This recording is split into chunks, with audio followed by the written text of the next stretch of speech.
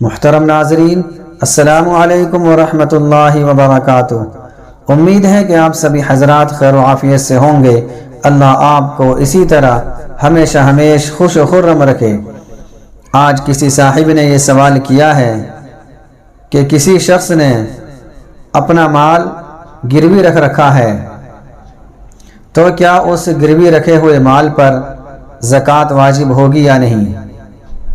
اس کا جواب یہ ہے کہ اگر کسی شخص نے اپنا مال گروی رکھ رکھا ہے، مثلا اس کے پاس 50,000 روپے کا سونا ہے، چاندی ہے یا کوئی اور چیز ہے، اب اس کو 10,000 روپے کی ضرورت ہے کیش، تو اس نے 10,000 روپے حاصل کرنے کے لیے اپنا 50,000 روپے کا مال گروی رکھ دیا، تو اس گروی رکھے ہوئے مال پر زکوٰۃ واجب نہیں ہے۔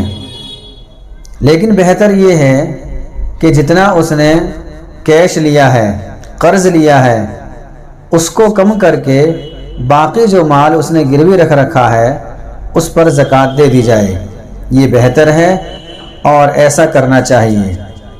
باقی گروی رکھے ہوئے مال پر زکوٰۃ واجب نہیں ہے، نہ تو اس شخص کے ذمہ زکوٰۃ واجب ہے جس کے پاس گروی رکھا ہے، اور نہ ہی جس نے گروی رکھا ہے اس پر زکوٰۃ واجب ہے۔